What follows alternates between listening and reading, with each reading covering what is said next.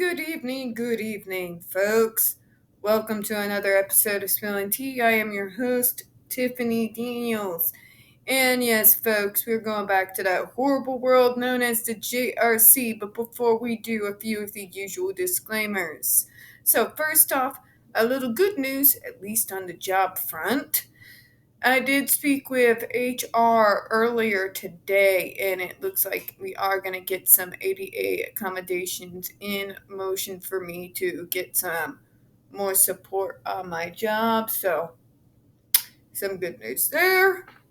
Hopefully, it will make a difference. Still have heard nothing from my landlord. Surprise, surprise. Alright, now, the usual disclaimers, folks. First off, you are going to see the link to this report right there in the description box, alongside the other pertinent links to the Stop the Shocks campaign, including Autistic Hoya's massive archive on the subject, the templates, and the ever-present and self-explanatory Change.org Judge to Judge Rotenberg Center Down petition. Now, trigger warning, folks. This report is from 1982. It is extremely ableist in language. Also, when we talk about the JRC/BRI, you're going to hear vivid descriptions of and catch clips of surveillance footage of people with disabilities being tortured and abused. If you have young children present, please use your headphones, alright? Also, it is 4:28 in the afternoon. Granted, I should be wide awake, bright-eyed, and bushy-tailed. No. Remember, I moved my workouts, folks, and part of my workout is walking on the stairs, and it is windshield dropping like a freaking woman with a bad habit, folks. It is cold, and I still have brain freeze. So if I stumble over any of my words, my apologies in advance, alright? Okay, so we are going to go to where I think we left off yesterday. We are at least on page 58. If I read over the same thing a couple of times, again, my apologies, alright? Okay, 16. Respondent violated IC4 of the draft guidelines, page 55, in that individual residents on June 5, 1981, lacked written program plans with provisions to teach the individuals the circumstances under which problem behaviors can be exhibited appropriately, or to replace maladaptive behaviors with adaptive or appropriate behaviors. I am so goddamn tired, and they do this to this day. Who are you to determine? But inappropriate. Yes, there are certain behaviors that are obviously inappropriate. Okay, folks? Now let's talk about ABA for a second here. Something as simple as flapping one's arms to stim is not inappropriate. The only person that thinks it is you, because it makes you uncomfortable. Okay? Let's explain the difference here. If it's not harming anyone, why does it need to be changed? But it's embarrassing me because it makes me stand out, and it's not like everybody else's kids. Fuck everyone else's kids. I'm gonna say it like my mom used to say it. Fuck everyone else's kids. Okay? How about you let your kids be them and quit trying to make them into carbon copies of everybody else's kids? My God. Let the keeping up with the Joneses bullshit end with you. Do not put that shit onto your kids. Especially your disabled kids. Alright? Quit chasing after this idea you have of normal that doesn't really exist. Okay, moving on. Respondent is in violation of Standard IC 5A, B, D, F, and G of the draft guidelines PP 55 through 56 that the facility was unable to produce on June 5, 1981, and at the time of the service of this accusation is still unable to produce for each individual resident a behavior modification plan or program which specifies in writing. I think we have actually read through this, but we'll do it again.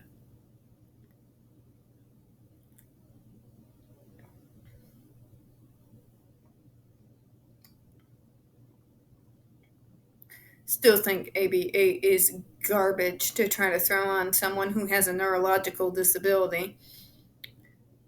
But if you teach them why it's wrong, maybe they won't do it. What part is it of neurological tick do you people not understand?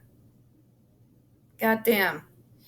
You want to know what shit like ABA taught me? Or the version of it of when they don't know what your diagnosis is? The only thing it taught me was to teach me to mask my stems so that people don't realize they're stems. They didn't go away. God, people are idiots. The behavioral objective or goal of program includes the time frames, the schedule for the use of behavioral method, the control or probe technique to determine necessity for continuing intervention, the conditions under which an individual's specific plan or program is changed or modified. Respondent is in violation of standard IC 7 of the draft guidelines, page 57, in that the facility was unable to produce on June 5, 1981, and is still unable to produce at the time of service of this accusation, evidence that appropriate medical or other health professionals participate on the multidisciplinary team and in regular review process. Rather, the extent of tissue damage done by aversive procedures was regularly kept from the resident's physicians. Anybody surprised? I'm not. Responded, now we've seen in previous reports where but we didn't see any evidence of damage, so well, they got a history of hiding bruises, so God. Respondent violated standard IC 8 of the draft guidelines, page 57, in that individual residents were placed in isolation while restrained without the direct observation of persons conducting the programs as set forth in paragraph, let's see here, 14 allegations 2F and 3D, and in paragraph, let's see here, 7 allegations, yeah, it doesn't say here. Assuming arguendo, that's going to be a typo there, that use of restraints was approved at BRI. Respondent is in violation of standard IC 10, page 58, in that restraints are used as form as aversive intervention as alleged in paragraph 14 and are not restricted to temporary emergency measure used while more effective intervention is planned. See, the JRC, they use that 4-point board to this day. To this day for punishment, folks. Not to restrain dangerous people, as they like to sit there and tell you, but as punishment, folks. If this was used outside a facility and wasn't called treatment, there's a word we would call that. It's called fucking child abuse, child exploitation, and a few other choice things I might like to add. Now, moving on. Assuming arguendo that the use of restraints was approved at BRI, respondent is in further violation of standard IC 10 in that facility was unable to produce on June 5, 1981, and at the time of service of this accusation is still unable to produce documentation of the systemic trial of less restrictive alternatives and, where appropriate, of the reasons for failure to try alternatives. Assuming arguendo that the use of restraints was approved at BRI, the facility is in violation of standard IC 10 in that the staff members continually fail to recheck restraints every 30 minutes. Assuming arguendo that the use of restraints was approved at BRI, respondent is in further violation of standard IC 10 of the draft guidelines and that restraints have been used in a manner which has caused injuries to residents as alleged in paragraph 14. And still are, folks. And still are. My case in point, Andre McCollins.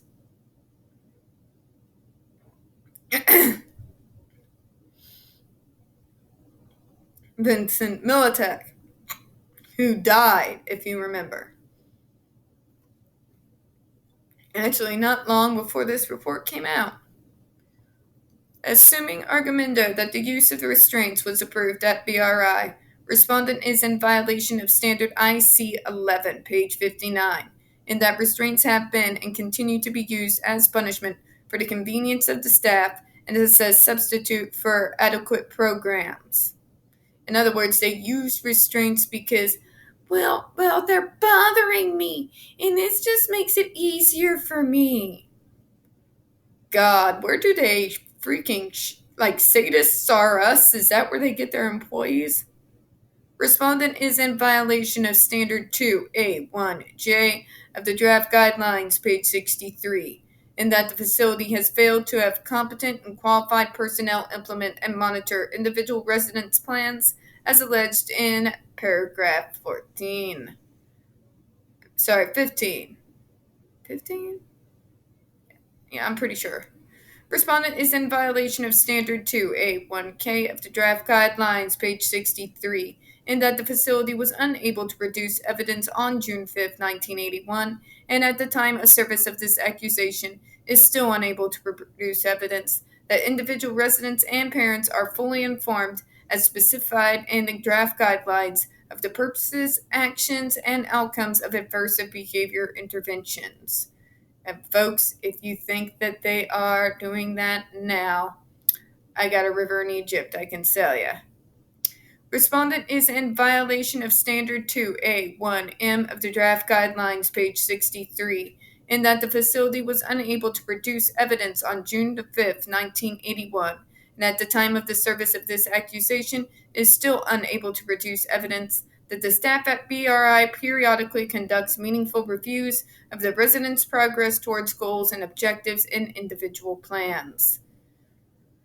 So all of this is very interesting, and we'll get to page 61 tomorrow, but let's think about this for a minute.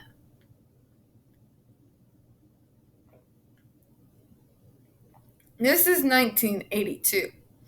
This is a year when institutions were still considered best practice for people with disabilities of any kind, where people with my form of autism weren't even known to exist really outside of very, very small medical circles.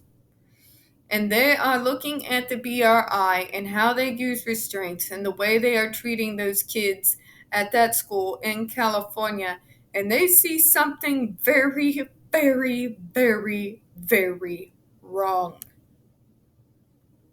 Okay? And this is back when they thought adversive therapy was something that was necessary to teach autism people to be people. Yeah, don't get me started on ABA. That is a dumpster fire of its own. We'll get into that at some point when I have the time and, the tolerance to stomach it, because that's a very dark history. But anyways, I lost my point. Sorry. My point is, in a time that was pro-institutions, pro-ABA, pro-electrotherapy, at least ECT-wise, even to the extent that, it may help with some mental illnesses. I won't get into that argument. I'm just saying, it was a different era, obviously. And even in that different area, that very pro-institution and hospitalization era, that very ableist era, the hide the kids away era, they found something very, very, very wrong with the JRC. They found a lot wrong with the JRC.